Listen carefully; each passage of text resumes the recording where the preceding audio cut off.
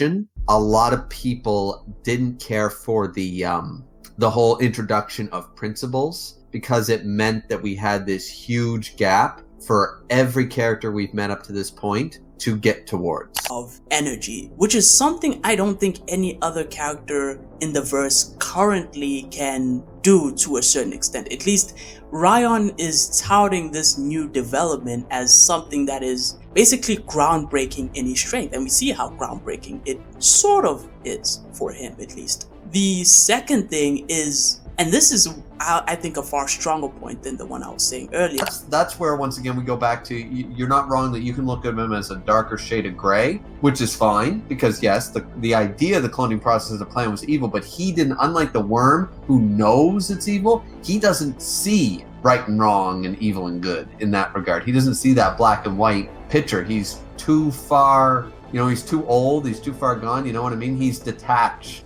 What's the difference between Shen Wulong and Mukaku? Quite a lot, actually. But he only killed Long because as.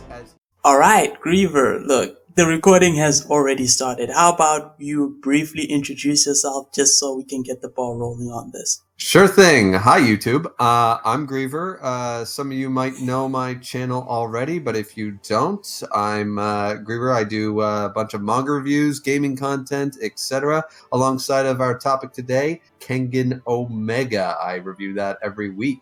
So yeah, plug. Subscribe. Right. And I guess it's going to be a little bit interesting because despite the fact that, of course, everyone's talking about the Real Champions Tournament, I did originally contact you to talk about Shen Wulong. At least what your thoughts are about Shen Wulong, because I've seen a lot of people's reactions to Shen Wulong as a character, but let's just start off with what you think are your general thoughts on him.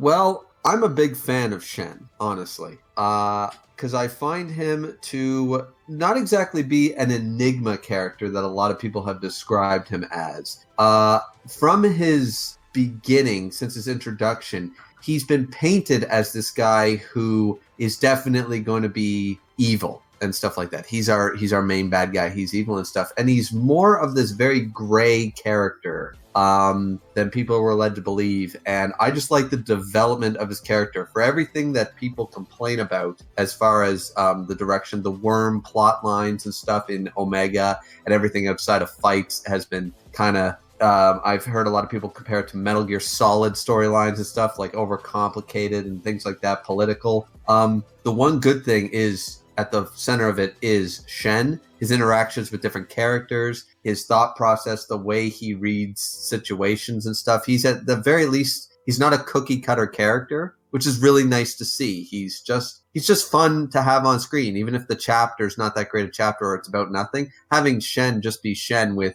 Joji and stuff like that together is always a fun time as far as characters. So, yeah. Yeah, I think that's one thing that I can agree on when it comes to most people, at least when it comes to, let's say, how entertaining Shen is on screen. Because again, I can't remember any time where I basically hated Shen Wulong or basically try to see him in action or talking or anything, I guess, is how I would put it.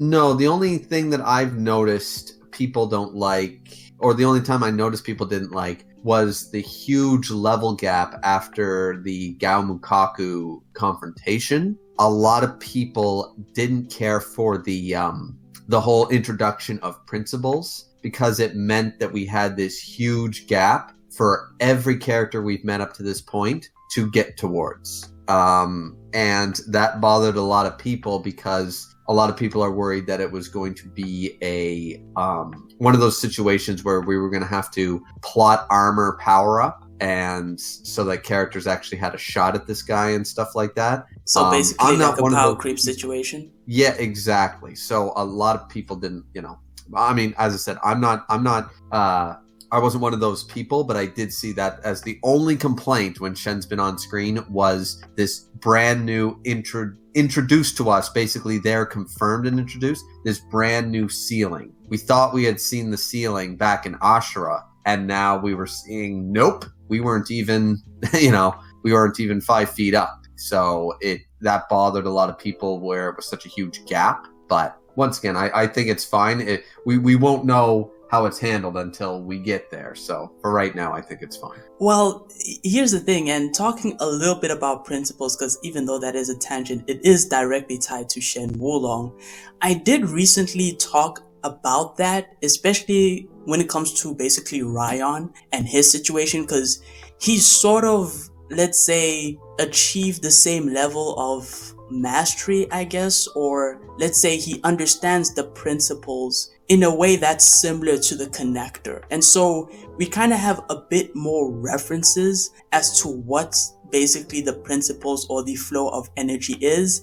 And I can see exactly why it is so broken, because one of the things I highlighted when I was basically talking about this issue is that Ryan's showcase against William should really scare anyone who is basically supporting a character who is all about raw strength. Because what Ryan was doing to William in that fight was absolutely, it's kind of scary, because we do know while using the principles or using the flow of energy, you can buff your own attacks. They can become stronger. We saw that when Shen basically made Oma adjust how he was basically doing the Ironbreaker attack, and that massively amped his power. And then we see another application of it with Ryan able to basically stop William from using his full power in his fight against him. And that's like, okay, so this is what you can do with principles. You can buff your own attacks. Like that's easy to understand.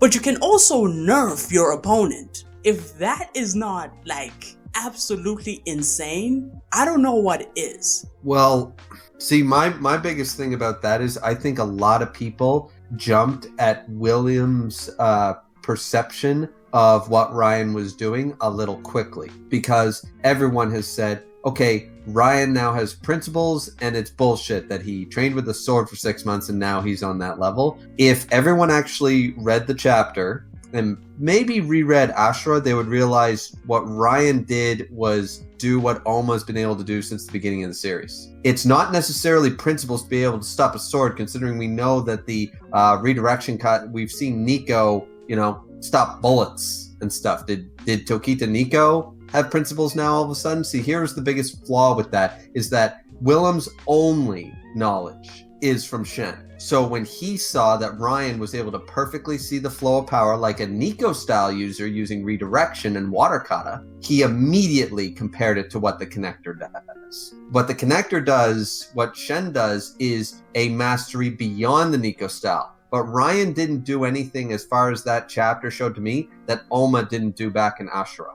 It's still a flow of power technique. It's not, I'm not saying Ryan didn't gain a foothold into principles. I'm saying that everyone seemed to jump that this was principles and not Ryan just fully mastering the flow of power like a Nico style user does. Because he didn't actually do anything that Oma can't do, or that we didn't see Tokita Nico do, or that Kuroki can literally, in his training with the jars, to stop a rifle bullet and stuff. Like, we've seen, these guys be able to do these type of feats. So nothing he did really impressed me in the same regard. I think it impressed people that just have forgotten to reread Ashura in a long time. So potentially he once again does have principles and I'm completely wrong, but I'm just saying that what the sword was meant to do was to train. And in my review, I had a sword in my review, and I used that as a prop to showcase. I watched that review. I watched that one, and it was pretty interesting the way you pulled out the sword. I was like, oh man, this is actually getting pretty interesting. I didn't expect that part. Yeah, no, nobody did, because it was a lot of people complaining who didn't understand basic physics and stuff like that. So so in that regard, I think we jumped the gun to say that Ryan now has principles versus no, he's definitely gotten stronger and gotten a buff. He now sees the flow of power and he's on his way to obtaining principles. I think Willem's only perception of that level of ability, where he's never fought or seen a Nico style user, would be, as far as we know, would have been Shen, who's the only one who uses concepts like the Nico style. So that was his only point of reference. So was it Sandro's mistake for highlighting that? Maybe. But Yeah. So, but that being said, if Ryan's able to do that stuff, and yes, he's definitely improved and he's on his way to understanding principles, then that's going to be incredibly dangerous going forward. But like pre-initiative in Ashura before it, it seems the problem is that everybody set up principles as if you don't have it, you're going to be the best. So now anybody who's going to be the best has to obtain principles, and that has narrowed the field of vision a little, I think. Yeah, it's definitely like it's sort of like a pre-initiative situation where pre-initiative could sort of, you could say, nerf speed, at least to a certain extent. Yep. And principles can do the same thing. The only pushback I would say, let's say I'm in favor of Ryan actually achieving the state of principles. My case for that is that Ryan's buff or training seems to have very specific fruit. So let's say when he gets the buff, he specifically says he can see the flow of energy, which is something I don't think any other character in the verse currently can do to a certain extent. At least Ryan is touting this new development as something that is basically groundbreaking in his strength, and we see how groundbreaking it sort of is for him, at least. The second thing is, and this is, I think, a far stronger point than the one I was saying earlier, is the parallel between how the end of his fight with William is parallel to the ending of the Connector's fight with Mukaku. It's almost similar. It's like Sandrovich is probably not helping, the situation. If he's not trying to draw a correlation, that seems pretty odd to me. Now, do I think Ryan could probably fight the Connector? I think the Connector wins probably, let's say, 9 out of 10 times. I still think the Connector is just that far ahead, but I would attribute that to basically just raw experience and technique that he just has. Because the Connector has a lot more in his bag when it comes to that. Well, I'd argue the first point once again with the fact that seeing the flow of power is literally what all the Nico style users do. So, and we've seen so many versions, so many times, Oma has literally stated that that's what he's doing to be able to use the Nico style. So, but the second point is certainly, as you said, far stronger in the idea that it is sort of mirror imaging of what went down with Gao Mukaku. And if Sandro didn't want to do that, he shouldn't have portrayed it the way he did. So I will 100% go behind you with that one. That was definitely Sandra's choice to make it like that. And if it wasn't, that's such a happy accident, I guess, if that's the case, which I don't think it is. I think you're right that he was trying to draw parallels to that. I still think the Connector wins 10 out of 10 times over Ryan. I think 10 out of 10? Yeah, well, I think if Ryan's gotten a foothold into principles, he certainly hasn't mastered it. So there's just that difference in skill and ability that is just not. I mean, because if you're going to say that Shen loses even one time, it means that you think that Ryan can basically dog walk almost everybody else at this point, and I just don't quite see Ryan there yet. Not against a fight against Willem. Proving that he was able to beat the shit out of Willem isn't impressive enough, because I would have told you before that fight that Oma, Agito, Kuroki, all these guys could have beat Willem. I would have told you, I would have listed off, 10 characters that I think could take Willem. So the fact that he beat Willem isn't handily is something I expected him to be able to do before we even knew how the fight went down. So That's my only thing there. I think people are putting a little too much emphasis on a fight against Willem versus we need to see him fight off against Gilbert before we make any real, you know what I mean? Yeah, I guess the reason why I was saying like, oh yeah, this is probably pretty impressive is more so the way he did it. Not like, oh yeah, he beat William. William is, unfortunately, there's really not much to scale him off of other than, let's say, Gilbert thought that he was stronger than Okoya, which sure, I guess. But yeah, to me, it's more so how he did it than rather than he actually did it. But, fair. Yeah. But moving on from that, because we do need to get to his character, and this is something I do want to hone in on, because other than like his power, which is completely insane, I don't think we can even state how crazy powerful the connector is. Everyone just knows that. But character-wise, I think this is where some people somewhat missed the mark. But I do want to get like more so in-depth thoughts, at least your thoughts on his character, because you did talk about him being in the gray area, sort of. So what did you mean by that?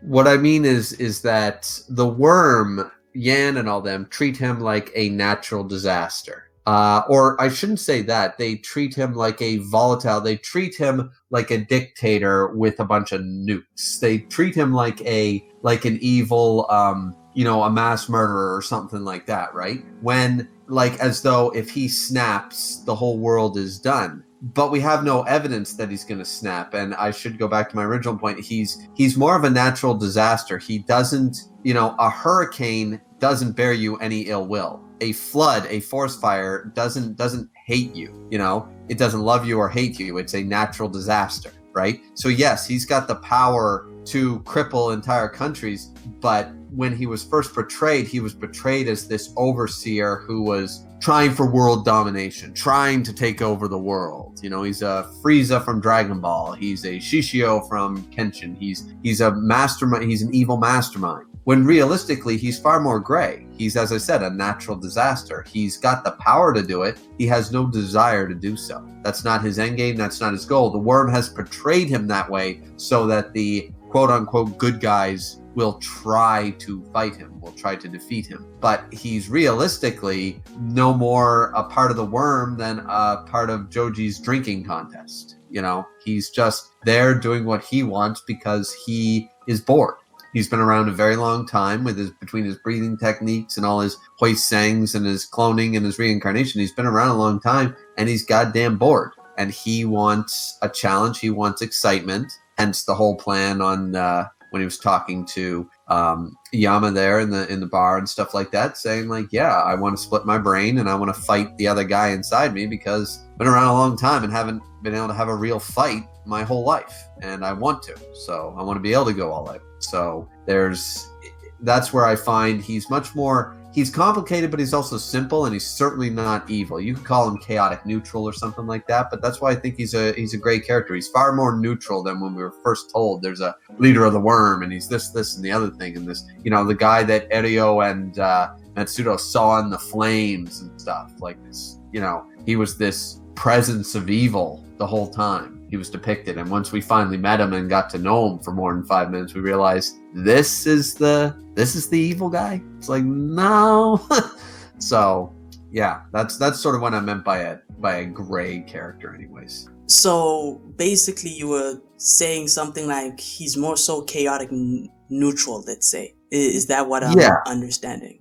Yeah, that would be my best using a D&D alignment sort of table. I would argue. I certainly wouldn't put him in an evil category in any stretch. Well, and here's the thing. It might seem like I'm putting on my worm apologetics hat for a second, but I have a slightly different interpretation of Shen Wulong that is somewhat along the lines of morally gray, but I think definitely a far darker shade of gray, let's say. Okay. Yeah, so... And you're going to have to hear me out with this because I'm going to try to build this up a little bit. And that is that typically when you're trying to date someone, and this is advice that I have gotten before, is that usually you don't look at how they treat you. Like, that's important, how they treat you. But typically what you want to do, if you want to know the person, is see how they treat other people. What are other people's basically relationship is to that person. Because by seeing that, you get to learn a bit more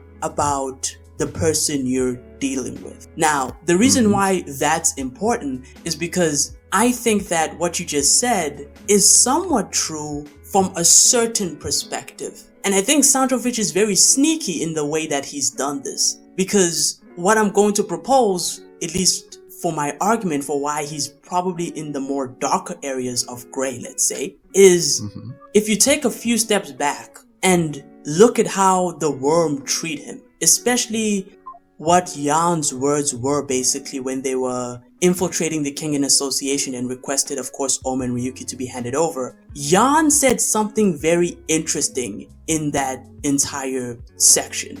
He said that the worm is the only thing that's really in between the world and Shen Wulong. Now, one would have to think, okay, what the hell does Yan mean? And Yan doesn't, elaborate much on that. But then you have Louhan. Now, granted, everyone's skeptical of Louhan at this point. But Louhan is like, listen, he's a natural disaster. He's waiting to explode. And even Shen, it's almost played off as a gag. Even Shen's like, look, dude, I'm right here. But notice the two people talking here are sort of giving the same, let's say, picture of Shen Wulong, that not everything is as good as it seems.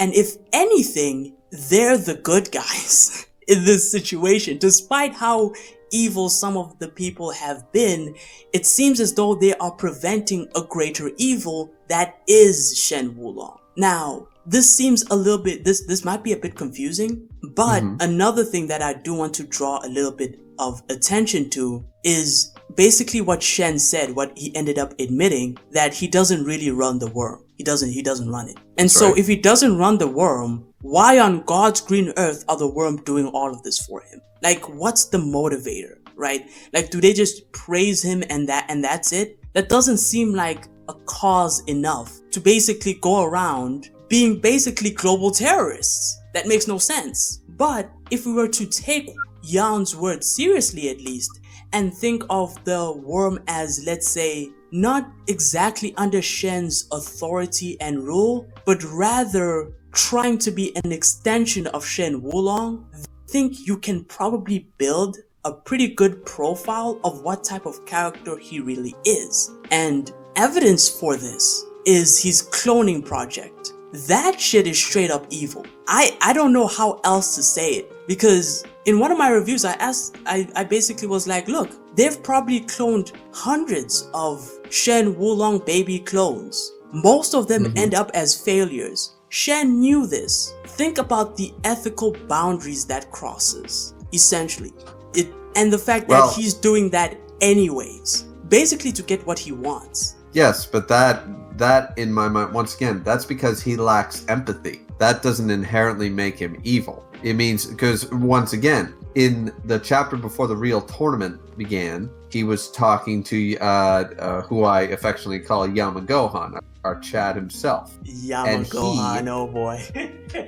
And he basically said, he basically went on and said, all right, here's my plan. He's like, you can't do that. That's evil. You're going to kill these two because you're selfish. Like, what is wrong with you? And he went, and Shen immediately, oh, yeah, I never thought about that. Proving once again, he lacks empathy. He lacks morality and he lacks empathy. But the moment he's told, that's really evil, don't do that, he immediately said, oh, all right, I'll give up on that. He immediately went, because he didn't recognize his actions as right or wrong or evil or good or whatever. He said, I want X and I'll do plans A to Z to get that. And he doesn't care about the plans. He doesn't look at the morality or the good or evil of each plan. He's like, A didn't work. B, we'll try B, C, D. He goes through the whole alphabet of plans just to get what he wants, which is of course a great fight. So once again, you make a good argument as to why that's evil, but he didn't go into cloning with the morality idea. It was just another avenue, another venue into his answer. And once again, once Yamagohan basically said, please don't do that. You're gonna make people upset and cry and shit. He was like, oh, I'm sorry, I didn't mean it. Never mind then, forget the plan. Well, we'll come up with a new plan. So then when he went, yeah, no, I guess I'll have to give up on that one. Okay, plan G. Find me another Kuroki Gensai, Yamagohan. You go ahead. He's like, okay. And that was his so that's where once again we go back to, you're not wrong that you can look at him as a darker shade of gray, which is fine, because yes, the idea of the cloning process of the plan was evil, but he didn't, unlike the worm who knows it's evil, he doesn't see right and wrong and evil and good in that regard. He doesn't see that black and white picture. He's too far he's too old, he's too far gone, you know what I mean? He's detached from the humanity of it, Well, so that's why I don't think it's not done for malicious intent. How's that?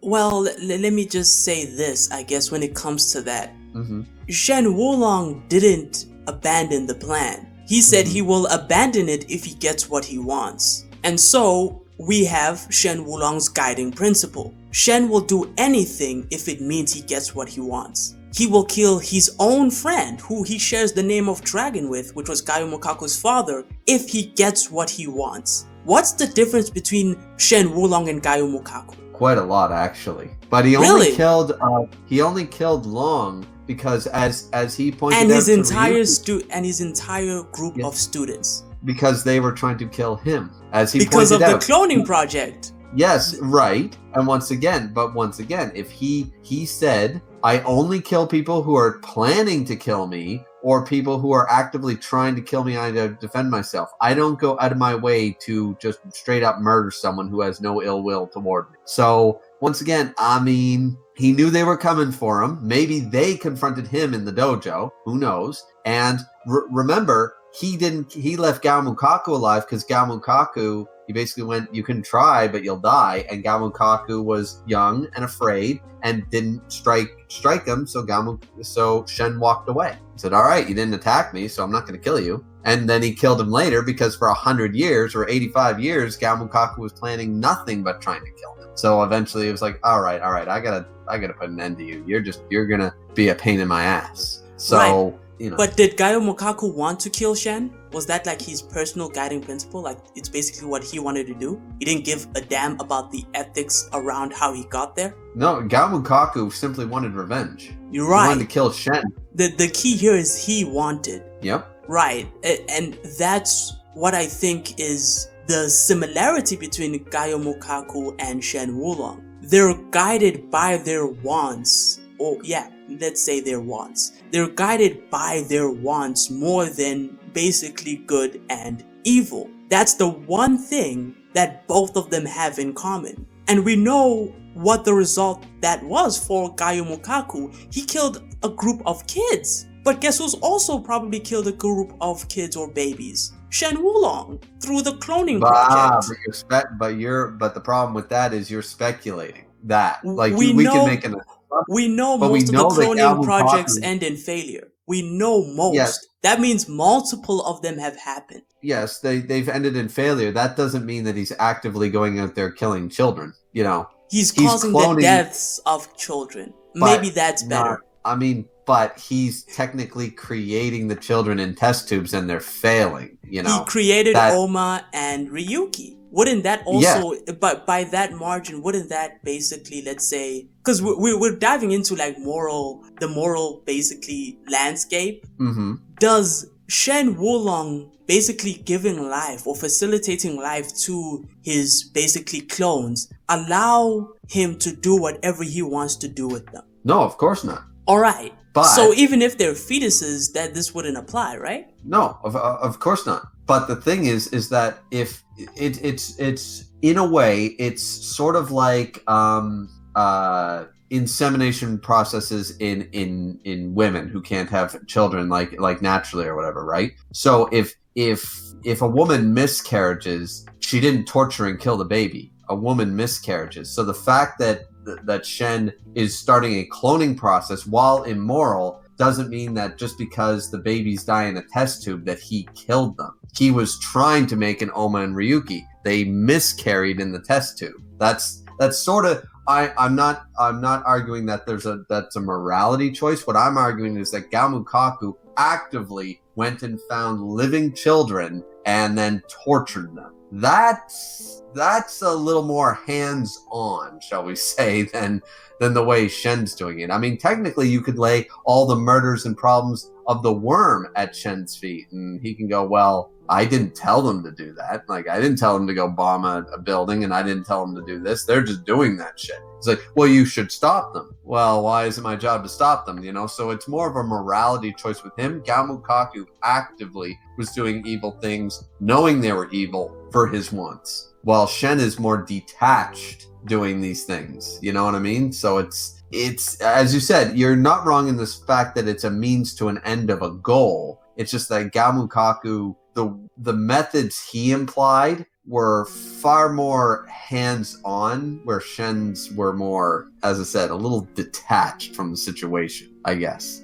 I guess because once again, if he took Oma and Ryuki, like his plan to take Oma and Ryuki and stuff, that's straight up evil. But the moment he was told it was evil, he went, okay, we'll put that on pause if you can find me a better solution. I'm not giving up what I want, but I am open to every alternative. Gamukaku, do you think you could have convinced him to an alternative? All right, we're not going to kill Shen, but here's what we're going to do. He'd be like, no, everything ends with murder. No matter what happens, the connector has to die. So Gamukaku's want is uncompromised. It's straight up, he's got to murder the connector. Right. Shen is not, it ideally can end with him versus Kuroki, and as long as it's a top tier fight, no one actually has to die. So he just wants to be able to go all out. You know, it never said to the death or anything. So realistically, Shen can get his want, compromise his want, and still be life fulfilled, and no evil act actually happens from that want. Gamukaku's only ends in murder. So it's like, a little bit of, I think that's the difference between the wants anyways. Is that one can compromise, the other one can't. Okay, I'm going to take that and I'm going to flip it on its head, okay? Because you started off by saying that basically Mukaku doesn't compromise, whereas Shen Wulong, there does seem to be some compromise there. Mm-hmm. But ultimately, I think it's quite the opposite, actually. I think it's Mukaku who compromises in the end. Because when we went into the inside arc and we found out the state Ryuki was in, Mukaku's plan was clear, especially towards the end of the fight between him and Shen Wulong. Mukaku wanted to use Ryuki as an ace in a hole in case he failed so he can survive, live to fight another day, or use Ryuki as a bargaining chip against Shen Wulong. However, what happens is that he lets go of Ryuki. Now, Mukaku isn't stupid. We know that for a fact. He's powerful, he's not a good man, but one of the things he isn't is stupid. He probably knew letting go of Ryuki and Oma is going to lead to his death. And in a sense, that's confirmed by Shen Wulong when Shen Wulong's like, you're trying to bluff me, but I know these people, Ryuki and Oma, are not here. And of course, Mukaku dies shortly after. What that means is, Mukaku, at least at the very end of his life, chose Ryuki rather than his own personal revenge. At the very tail end, he genuinely did care about Ryuki, let's say. But with Shen Wulong, no, carry on. You can answer to that. You see, it's not about whether he gave a damn about Ryuki. At the end of the day, Mukaku is not satisfied unless Shen is dead. That's still his end goal. His end goal isn't Ryuki gets to have a happy life. His end goal is that was a byproduct, that was a side effect. His end goal is still that Shen dies. No matter what, Mukaku wanted Shen to die. Like, in no universe is Mukaku satisfied with living the rest of his life and Shen stays alive. And therein lies the fact that he's not willing to compromise that want, right? And that's the difference. Like, it's a good fact that, yes, Mukaku wasn't completely a piece of shit. He actually lied so that he did care about Ryuki even a little bit. That's great. I'd like to think he cared about the 7 Nikos as well, to an extent. He probably did. He wasn't a complete piece of shit. But at the end of the day, he would not have been content saying, you know what, Shen, like, he wouldn't have held his hands up and said, you know what, I give up on trying to kill you. You're impossible. I'm not going to try to kill you. I want to walk away. He never would have done that because Shen, in all honesty, probably would have let him go because that's how Shen is. Well, I think Mukaku's in a pretty bad position regardless of what choice he took. I think Mukaku did give up on killing Shen, but probably went through with fighting him to die by his hands because he's already sacrificed too much. It would be somewhat of an insult because in the flashback with Ryuki is thinking back to Mukaku. This is right, I think it's after the fight between Mukaku and Shen Wulong, and Ryuki's thinking back to when Mukaku told him about, of course, the 7 Nikos story, because he's wondering, like, did this old man really, did he even give a damn? And Gaio Mukaku says something interesting here. He says he's going to get revenge no matter what, because guess what? He sacrificed these kids for that. He has to go through with this now. And so I think that Mukaku was at least there out of obligation of like, look, I've basically killed the most important people to get here. I should at least suffer the consequences of that. And there is a little bit of that bittersweet note, at least for Gaio Mukaku. But the reason I'm bringing up Gaio Mukaku is because I think that contrasts pretty well with Shen Wulong, who isn't really compromising his wand. Like, he isn't. He's saying, well, yeah, sure, just get me my wand if I don't have to get it myself. But notice how Yamashita is basically turning into an extended hand of Shen Wulong now, because now he has to do what he's trying to do, but that's kind of like what the Worm are doing for Shen Wulong, because they also manage the whole cloning,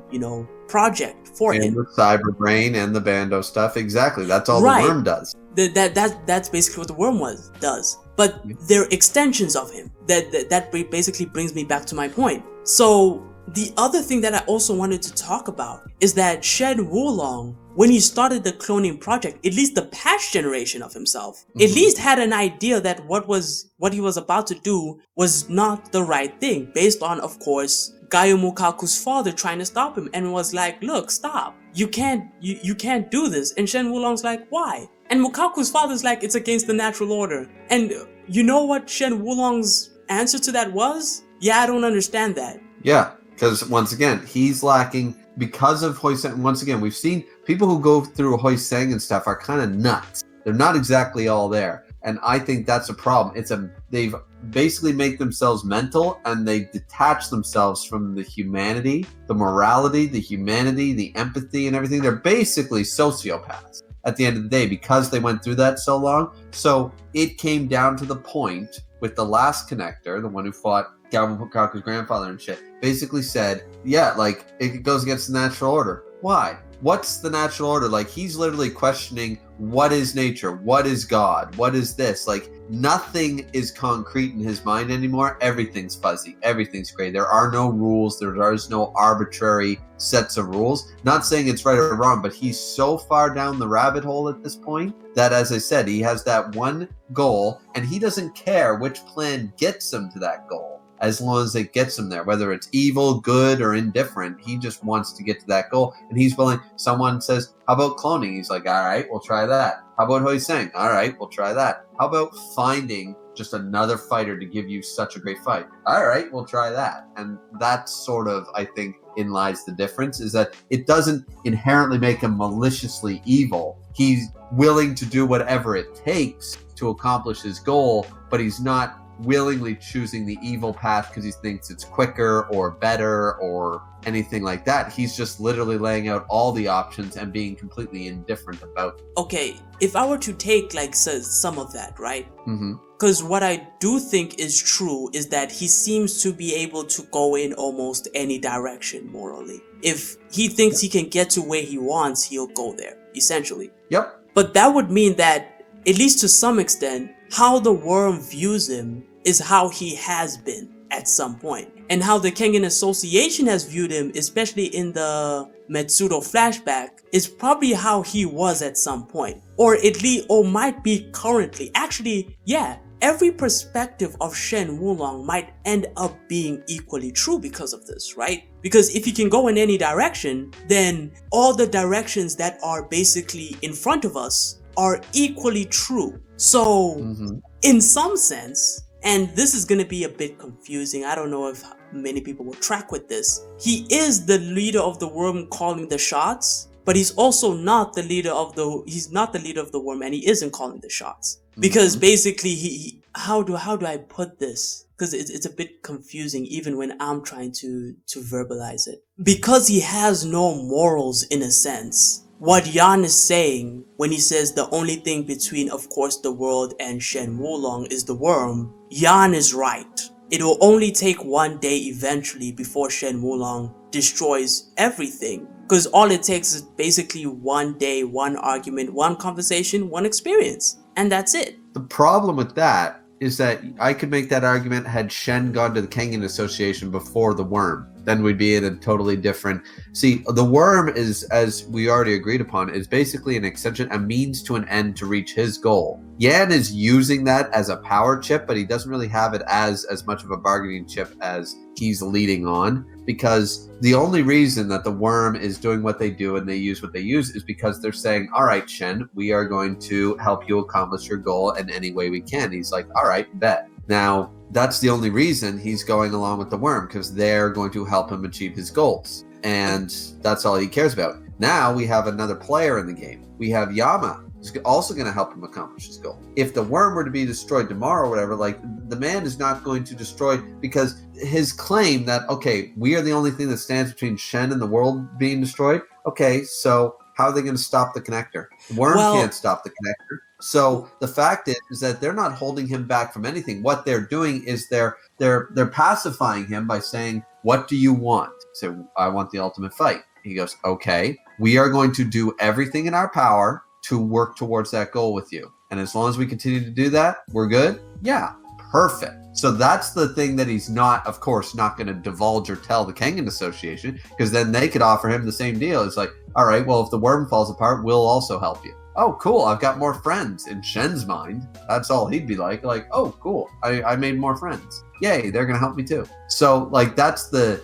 Yan is overplaying his card for the sake of holding power, but he doesn't actually have any, because he's not controlling Shen, and he can't defeat Shen. So, it's literally, he's using it as a bargaining chip. He's pointing a gun with no bullets in it. Well, but he hasn't... But everyone believes he's got bullets in the chamber. Well, I have a slightly different reading of that situation, because I don't think Yan is trying to do any power play, because I think Yan's situation is probably the same as Yamashita's. And that's really the ironic part. Yamashita is trying to prevent a greater evil from happening. That's ultimately what Yamashita is trying to do. Because Shen Wulong will kill Oma and Ryuki. He will do it given enough time if things go in that trajectory. Absolutely. And Yan, I think, is doing the same for the entire planet. Because, let's go back to that entire meeting.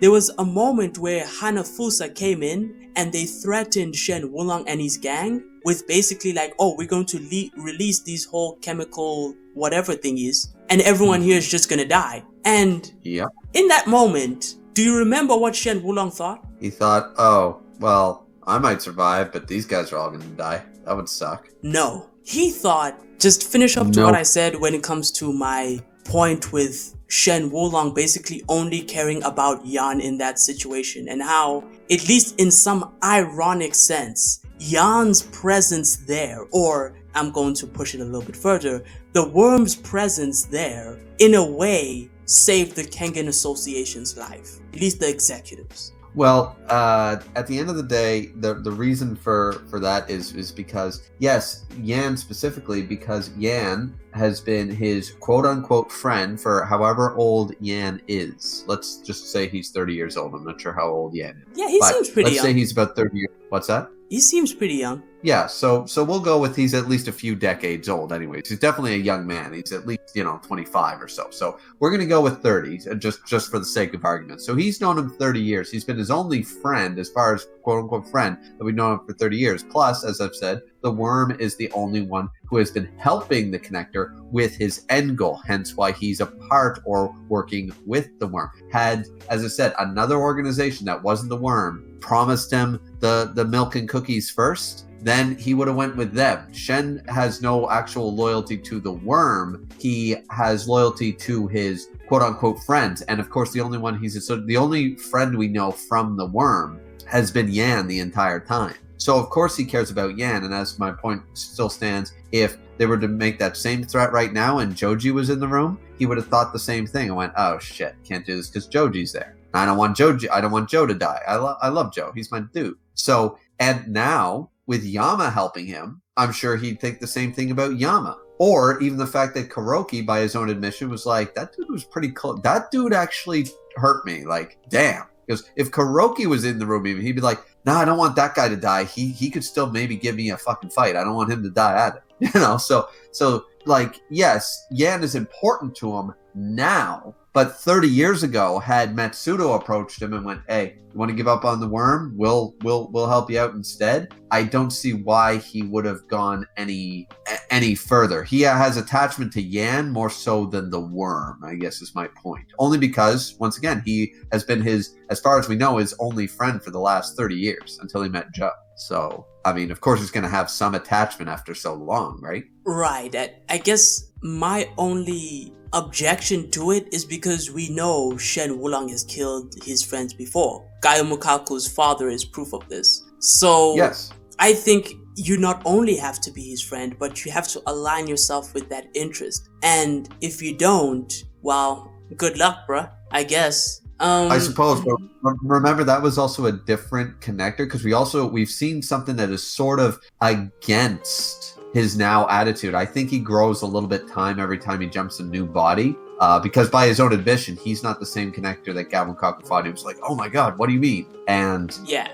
Because remember, he said the same thing when he was revealed to be the connector. Hey, Joe, are you going to fight me? And he said, no, I'm not going to hit my friend. And he goes, oh, really? He goes, you might actually have won because I don't want to hit you either. So that being said, he also said the same thing to Long Yin, saying, you're my friend. I don't want to fight you. But if you come at me, I got to defend myself. So I do think there is a level of that, but I think this Shen is a little more compassionate towards his friends than the previous connector from what we've seen. Granted, it was limited, so yeah.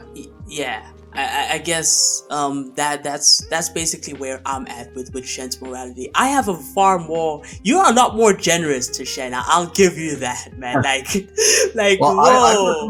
In all the chapters that everybody's complained about, like in between fights and all this stuff, the one great thing that I found especially since he first locked eyes with Joe and Yama, he's like, oh, this is my friend Jackie and stuff. Ever since he called himself Jackie and I'm Joe and stuff, and they've been these beer bros this whole time. It's just been such an enjoyable slice of life sort of side of things, rather than all the dark and the gloom and the all the politics and everything that people dislike about the worm plot line. This has been the comedic side of it that's just been or slice of life that's been enjoyable. So I guess, as you said, I'm a little more generous towards it because I've just been enjoying his character on screen enough, Right. I think he's a walking disaster and everyone's gonna realize it eventually. But besides that, besides that, I guess for our closing topics, where do you see the character of Shen Wulong going? Because there's probably a lot. This is a pretty packed question, right? Where you see Shen Wulong's character going, at least in your vantage point, I guess, for your theories, let's say. I am still of the opinion, I know that Koga's technically the main character. I mean, we tend to forget. Well, technically, it's Koga and Ryuki. Ryuki, but even after that, you have Oma. As far as I'm concerned, I have no idea the direction, whether well written or not, it's going to be, if the tiger side of him will ever be released in some way. That being said, right now, I'm not sure what the end game really will be with him. I do believe he will get his final fight. It's who it's going to be against. Obviously, the contenders should be the main characters, Koga and Ryuki. Or, as I've always said, the real main character, Oma, who's back from the dead.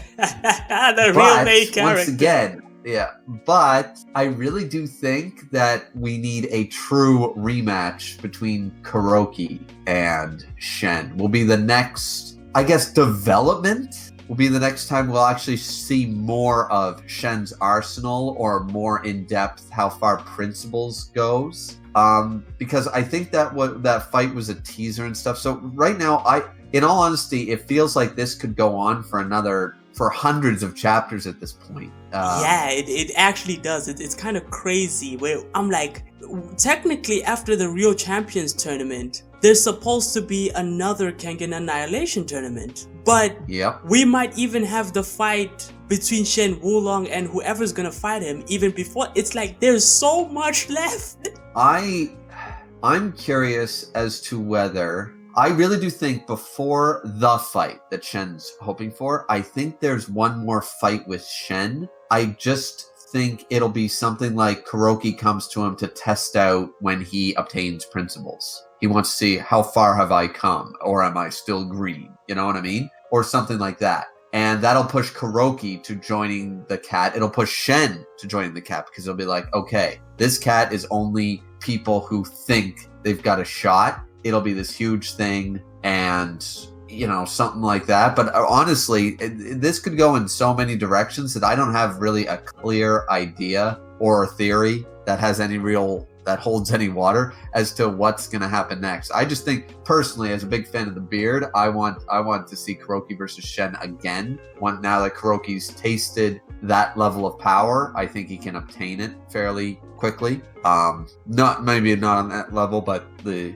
concept of principles. So I think that's really the next major development. And then, as you said, after the real tournament, we're supposed to get Cat 2 at some point. But when that'll happen, what's going to happen in between, I really don't know. In all honesty, I'm just here to, now that we're in the real, enjoy that side of it. Yeah. At least that's closer to what's happening right now. That's something we can at least enjoy now.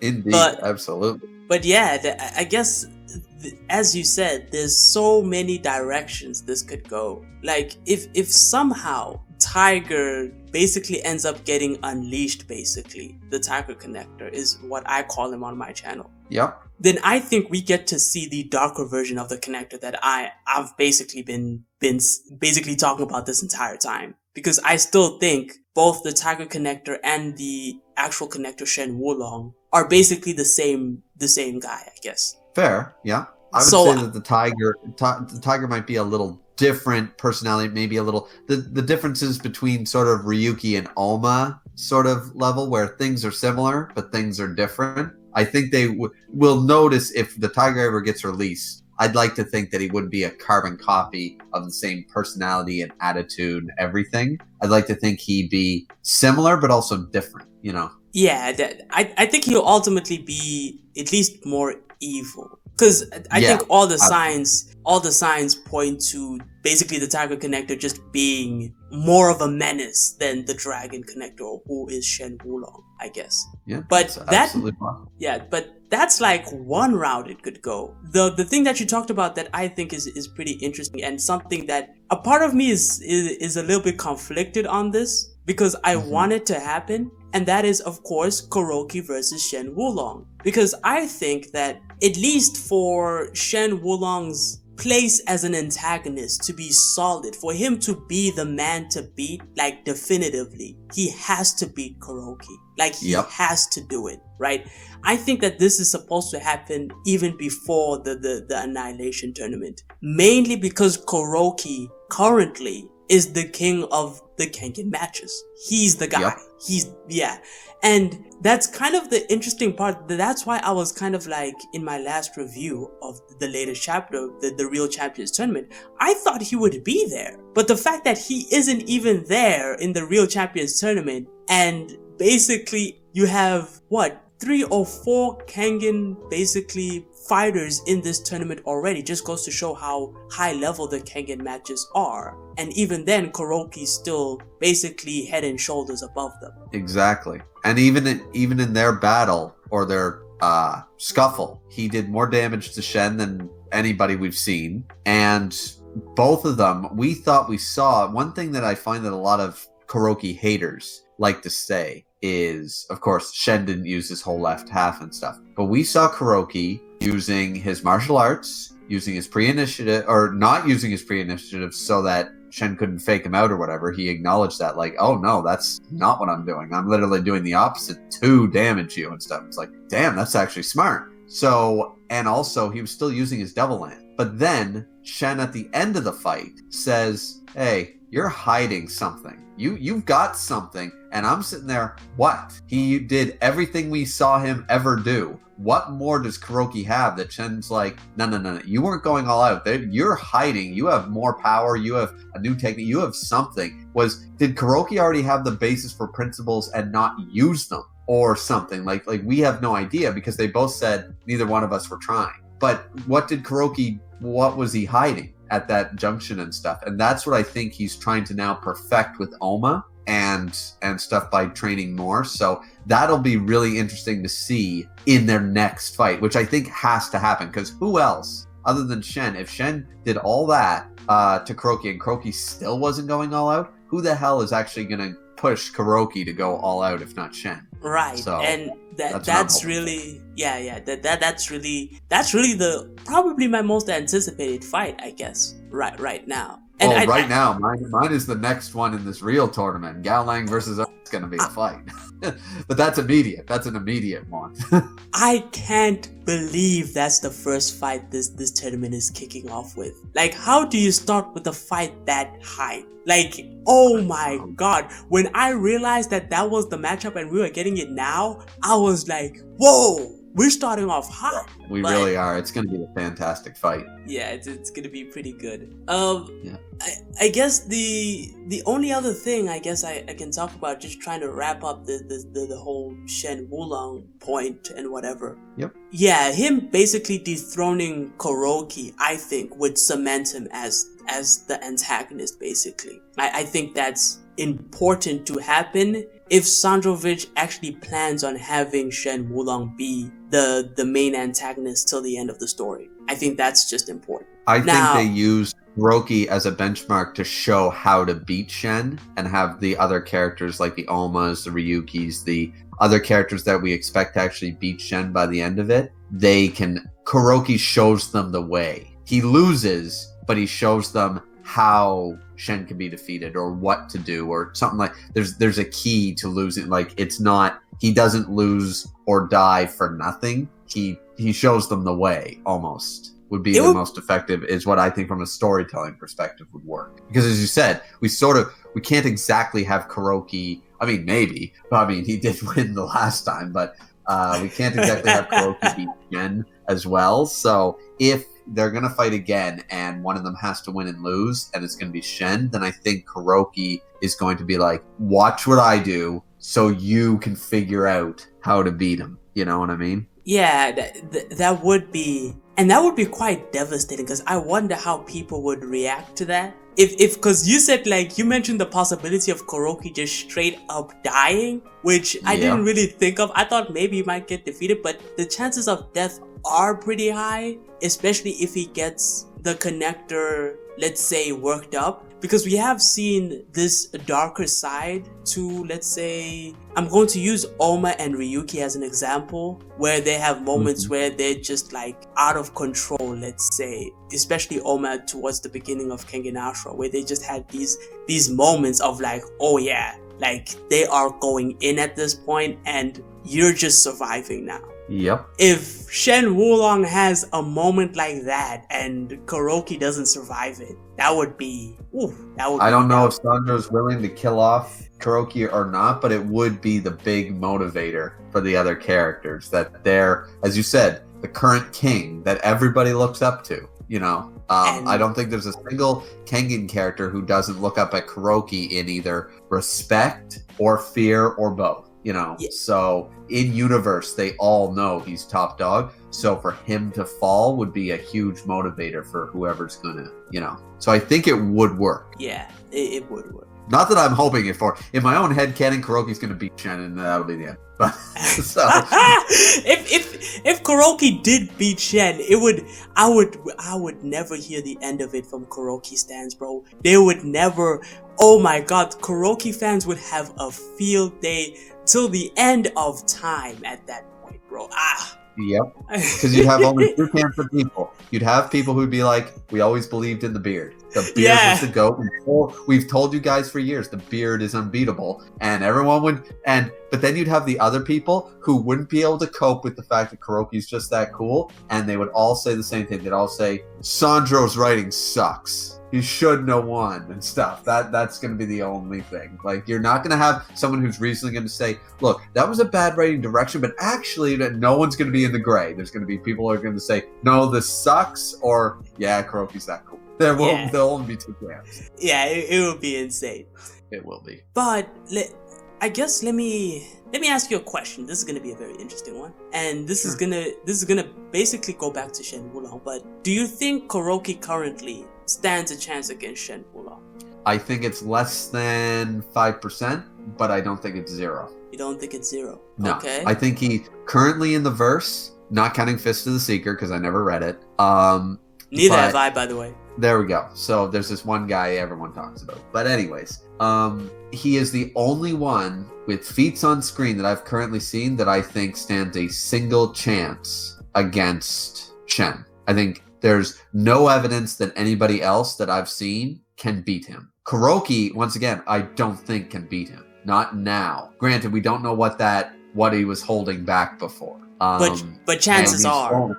Chances are. You know? Yeah, if there's anybody in the verse who actually has a shot, it's only Kuroki. And as I said, 5% chance maybe. I wouldn't even give him a 1 out of 10 times. It'd be less. It'd be like maybe 1 out of 20 matches. But that being said, I could not possibly say it's 0 because he did more damage to Shen than we've ever seen on the connector, who literally most people wouldn't be able to touch him in the first place. Yeah, they wouldn't be able to touch insane. him, let alone land a hit. So the fact that he did it multiple times to a dude who's supposed to be able to see through it all, and he still managed to be like, he couldn't figure it out, and he damaged him not once, not twice, a few times. He was like, now I figured out what you're doing. God damn. You know, the fact that he surprised the connector, you know, and the fact that he did all that, yeah, no. Kuroki's probably the only one who has any shot in the whole verse currently.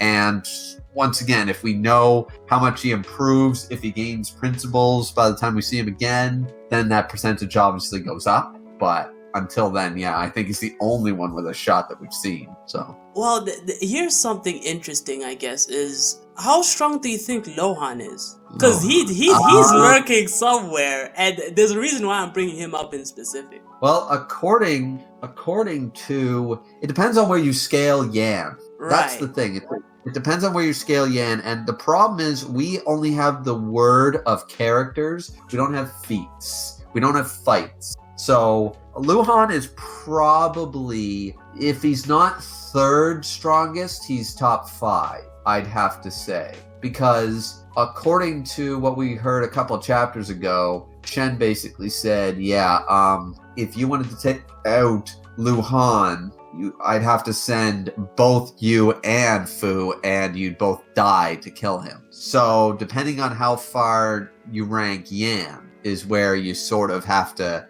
do an objective. Okay, Luohan's above Yan, but where do you rank Yan? So, and when he was mentioning in that same chapter, when he mentioned like guys, like he's like, yeah, Yama's gonna find somebody to fight me and stuff. He goes, that Kuroki guy's pretty damn close. Remember, he was shit talking Louhan, like Luhan's never gonna reach me. A few chapters ago, he basically said, yeah, even if he got my memories, even if he got my techniques, nah, that man will never beat me. He's never gonna reach my level. So clearly he's stagnated to a point that Shen does not consider him a threat, but he still thinks that Kuroki's close. So I could never put Louhan at number 2, like some people have said, because Shen's own words are telling you that's not correct in the last like 10 chapters. So, but maybe he's 3rd, 4th. We don't really have enough. All we did was see him get bitch slapped through a lamp pole. So and you know what's funny? It's, although I'll probably have to do a video about how unjustified that was, because it really was the most unjustified slap I've ever seen, man. Like it really was. You do know about the scrapped pages, right? I saw them. Louhan didn't do anything. No. In the scrap pages, he insulted Joji. In the pages that didn't make it into the chapter, he basically told Joji. Yeah. He apparently said something. If the translations are correct, depending on how you translate it, it can be worse or better in English.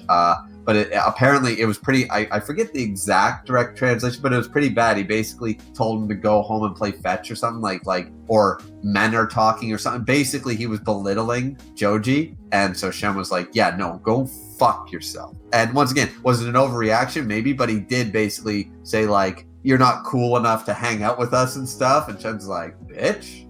So the problem is those pages were scrapped, and then Sanjo leaves in the next, he leaves in the whole slapping him into a lamp pole, and it feels completely unjustified because he even says, don't talk shit about Joji ever again. It's like, he didn't say anything to Joji. What are you talking about? So there is that problem. And since we never got the scrap pages, we don't know exactly how they'd be translated to what he said. So apparently he insulted him. I don't know.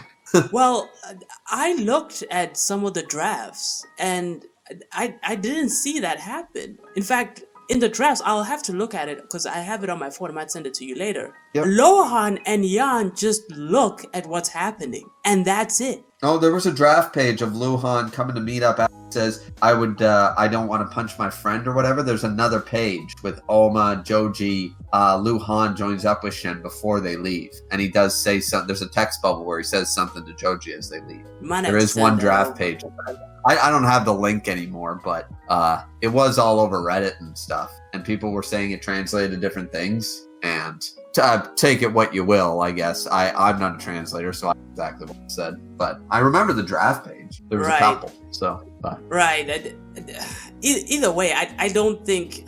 you know what? Let me just skip over that for now. Because that's going into another rabbit hole, I guess. Because what I was trying to get at is that it seems as though there is at least a little bit of evidence that Luohan might be number 2, let's say, contending with Kuroki. And the two pieces of information that I think are, they're the only 2 variables that there are really. Besides the fact that, of course, Luohan is the clone of Shen Wulong. Besides that whole genetic buff, you do have Luohan saying that he does have a chance of beating Shen Wulong, but that it is slim. You know, kind of like how you said for Kuroki, it would be slim. Because when he approached Nico, he was like, look, I have a plan, let's kill Shen Wulong. And Nico just straight up asked him, okay, what are your odds? And Luohan's like straight up, normally I lose most of the time, right? Yeah. And he says, maybe there's a few instances I win in a fair fight, but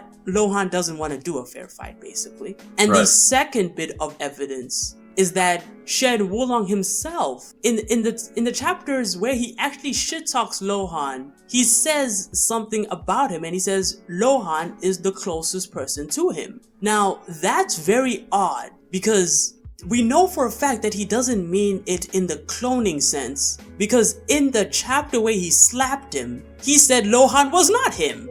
So, he can't mean it cloning-wise. He also can't mean it personality-wise, because later on in that same chapter, he clarifies that, look, y'all think I'm evil? Luohan's evil. That's the guy you should be looking out for, right? So the only other option is power. At least that's how it seems like to me. That is the way it read. And that's sort of the problem with when we're taking... Here's the problem, is that we're taking a lot of character descriptions, and once again, we can also infer that translations may or may not be perfect either. Yeah, that also could be true. Because it does seem extremely odd that he would say he's second only to me, basically.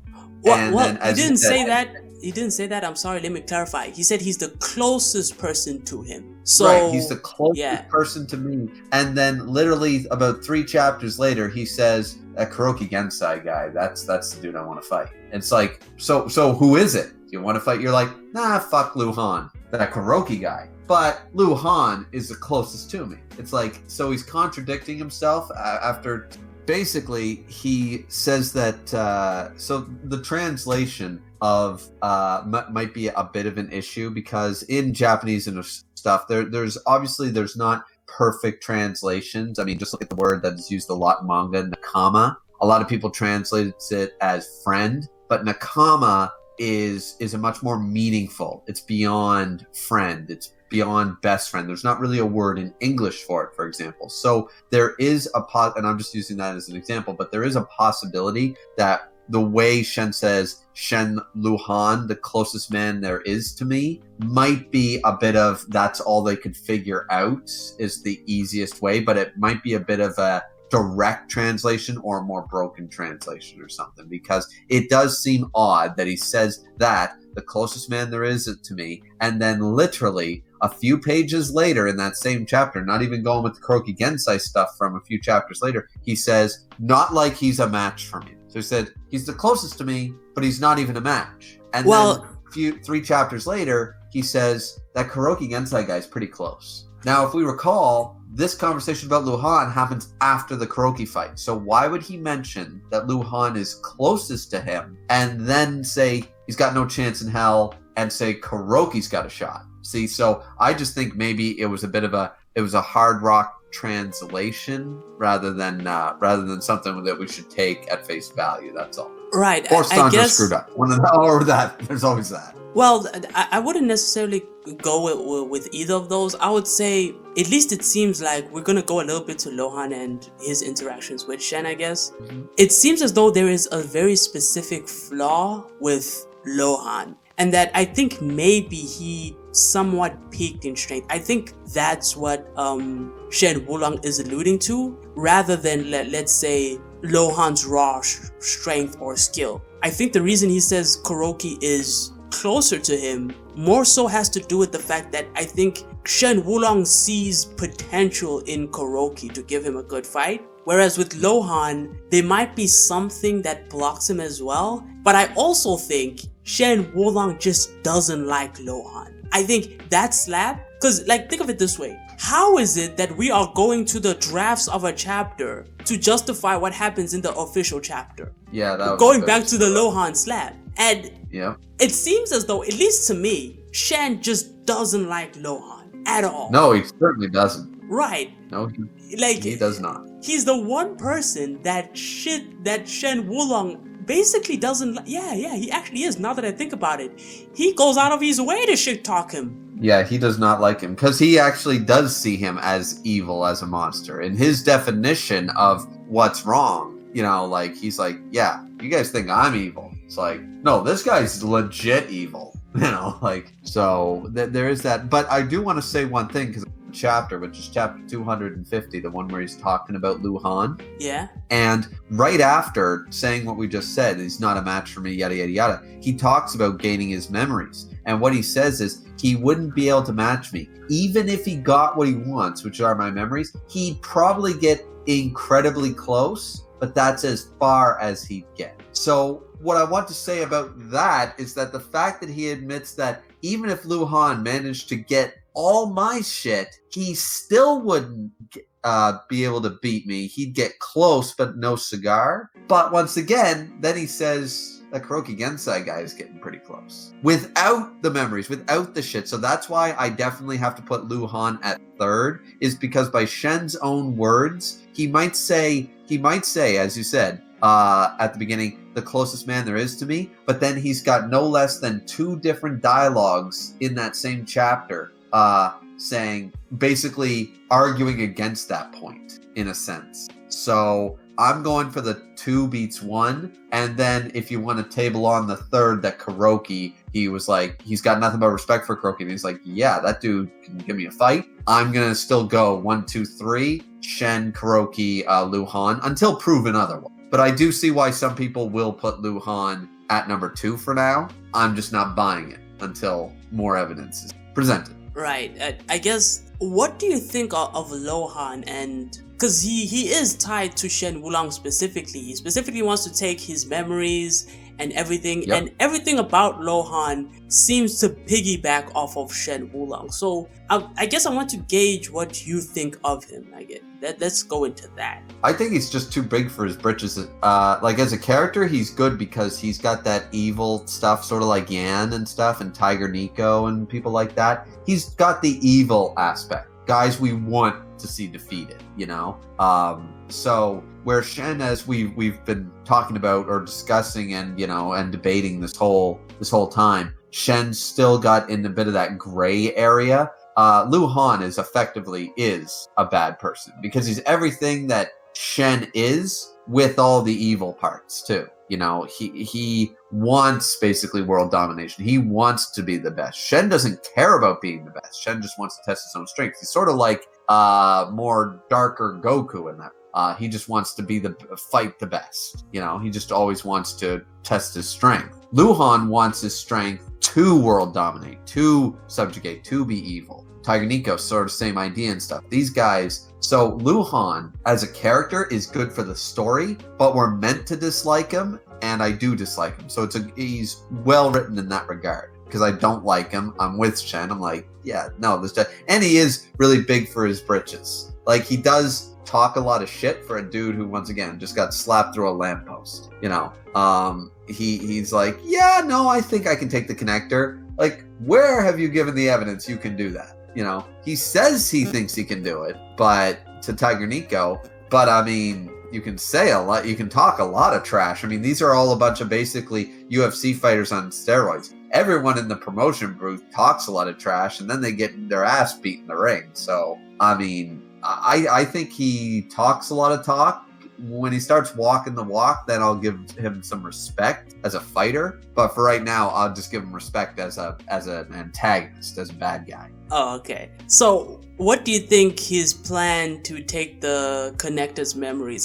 How do you think that's gonna go? I think, honestly, in a botched attempt, I think he's going to become the Tiger Vessel. So you think Luohan becomes the Tiger's vessel? I think not completely, and therein lies the rub. I think it's going to be one of those hastily done. I think if there's any chance that a character actually gets the Tiger Vessel is taken out of Shen and put into another body that dies, quote unquote, it's not going to be Ryuki, it's not going to be Oma, it's actually going to be Luohan. And Shen's going to hate it because it's going to be like, this is why I wanted Oma or Ryuki, and we'll get the full story of Luhan's imperfect. He can't handle, because remember the chapter we were just talking about, chapter 250, he says, even if he gets my memories, he's not going to be a match for me. Luohan, as you mentioned yourself, that he's basically reached his peak, his ceiling. He can't improve anymore, and Shen knows this and realizes that's why he also dislikes Luohan. He probably spent a lot of time. Luhan's the oldest clone,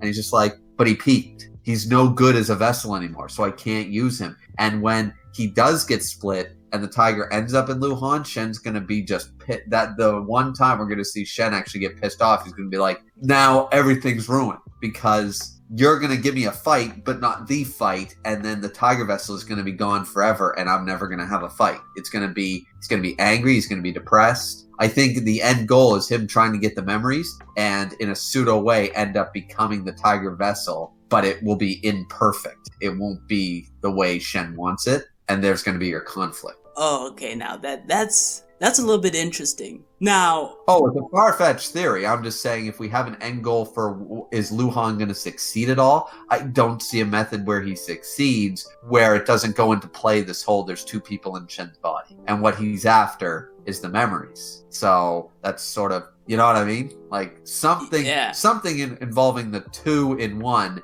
and Luohan somehow getting his hands on them in some way. It's got to have a relevance somewhere.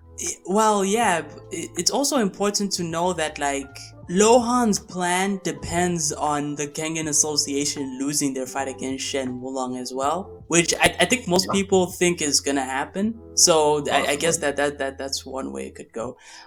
I'm a lot more skeptical or he could wait until he's incredibly weak. He could wait until he's incredibly weak. Like, Ben could have his ultimate fight against whoever's going to fight him, or Kuroki, or whatever. And when Shen's actually weakened, that's when Luohan and Tiger sweep in and try to get him when he's at his most vulnerable. Because as he mentioned himself in the bar, I don't want a fair fight. He's going to fight him dirty, meaning he's going to let the actual number two weaken him to the point that Luohan can take him. I guess that's one way it could definitely go. I have a little bit of a more charitable view of Luohan, despite the fact that when he first came onto the scene, I realized immediately that this character is at least meant to be seen as evil. I think it's probably not that simple. And this is going to be what my thoughts are. Hopefully I'll get to, you can give me your thoughts on what I think of Luohan. Mm-hmm. One of the things that Luohan says is basically, of course, it's alongside what Yan is saying, right? At least when they were trying to get the Kengan Association to give up Oma and Ryuki. He said, we may seem like the bad guys, but we're really not. Now, that's very interesting coming out of Luohan specifically, because there are only two ways that goes. He turns out to be the actual villain, or he turns out to not be the villain. In a sense, right? It's either true or it isn't true in like basically the extremist sense. And as I said, there has to be a reason why Louhan wants Shen Wulong dead so badly. Because keep in mind, this is like his betrayal plan. I always thought, because I was making theories about Louhan and all this stuff, because I caught on to he was evil, and I was like, okay, maybe he's been planning the betrayal with Shen Wulong for such a long time, and now is the time. No, the plan is recent.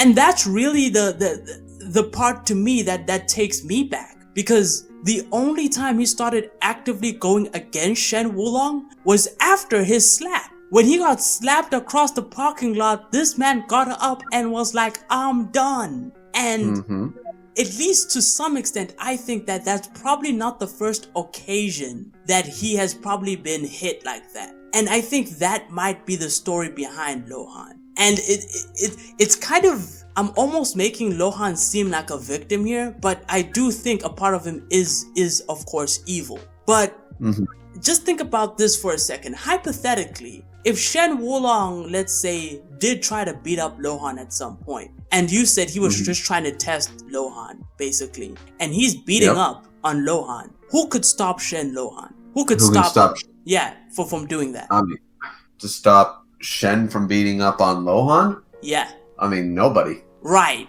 And that's quite interesting, because even when, like, let's say he gets slapped across the parking lot, Yan is almost like, man, he's your clone. You probably shouldn't be doing that, right? And you get the sense, at least I get the sense, that Yan is probably giving up on the prospect of trying to talk Shen Wulong out of beating up Louhan. At least that's how it seemed like to me when I was rereading that entire situation. I mean, I'm not going to say it's the first time he hit him or whatever, but it did seem like it was the first time he did that so unceremoniously, I guess. Yeah, and it kickstarts basically Louhan's entire basically betrayal plot. Because even Louhan doesn't necessarily see it coming, right? Because if he did, he would have never let Louhan be one of basically the 6 heads of the worm.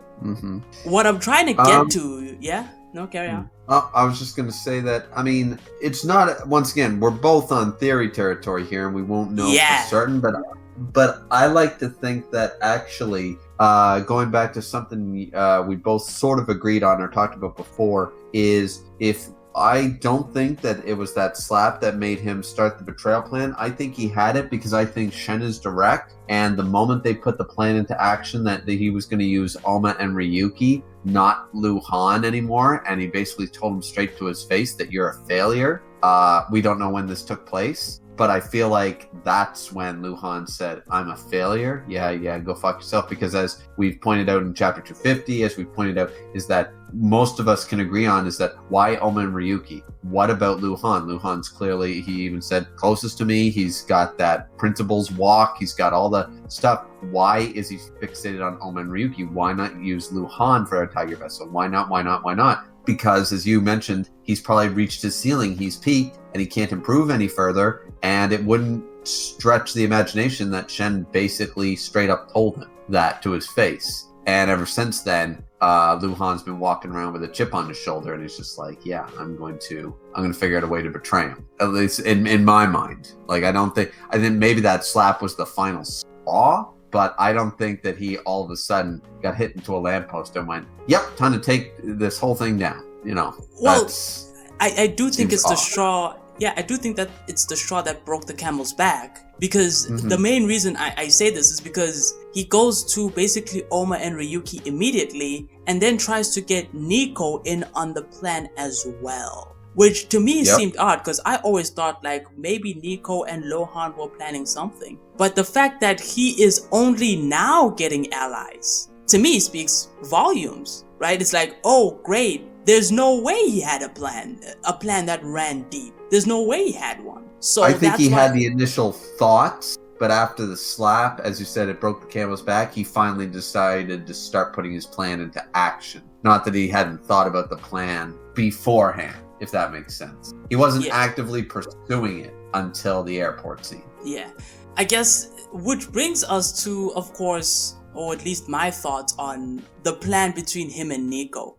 I don't remember what you said specifically. How do you think it would end with Nico and Louhan and Shen Wulong and all that situation? I mean, the only way I can see it where they talked about, like, I can't win unless it's a dirty fight. Once again, I think he's overestimating himself if he thinks he can actually win in a straight-up fair fight. But he basically says, like, yeah, no, we're going to take him down, and we'll use whatever means necessary. Once again, I think the most likely candidate right now is to bide their time, let this Kengan match happen, or let the Kuroki rematch happen, or whatever's going to take place, and be ready to pounce at full strength when Shen's at his most vulnerable. That's, I mean, strategically speaking, that's the smartest way to do it. If you're going to take down someone who you can't normally take down, you wait until they're at their weakest to do it.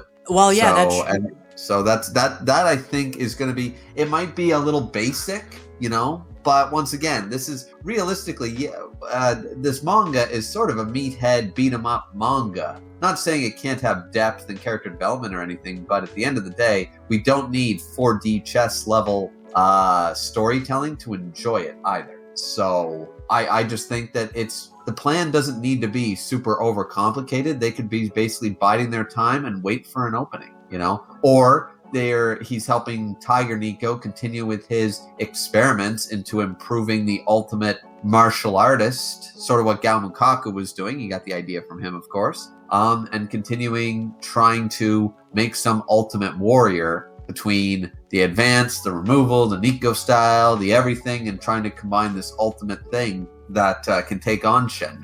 Maybe Luohan's going to help with that, There's a lot of avenues you could go with it. I think the most simple explanation is they bide their time and wait for an opening where they think Shen's weak. Yeah, that does make the most amount of sense.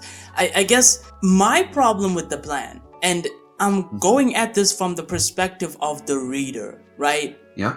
We know Shen Wulong knows about the plan. And guess what? To make matters worse, Yan knows that Louhan and Nico are planning to betray Shen Wulong. Now, there's a question of how he knows that. But putting that aside, that poses an issue for the plan. Because that means that under normal circumstances, this plan fails. Because guess what? Yeah. Shen Wulong sees it coming. Yan sees it. So Yan is probably not going to trust Louhan and Nico around Shen at all. He will probably put measures. There'll be measures in place for them. Mm-hmm. And I guess to me, it's like, okay, so everything in this situation right now is telling me that Louhan and Nico are not going to be successful. Now, that's the safe answer. That's the safe way things work out. They just fail. Yep. The other way is that somehow, some way, despite the fact that Shen Wulong knows, Yan knows, Fu Zan knows, and everyone and their mother knows that this betrayal is coming, that somehow it succeeds. To me,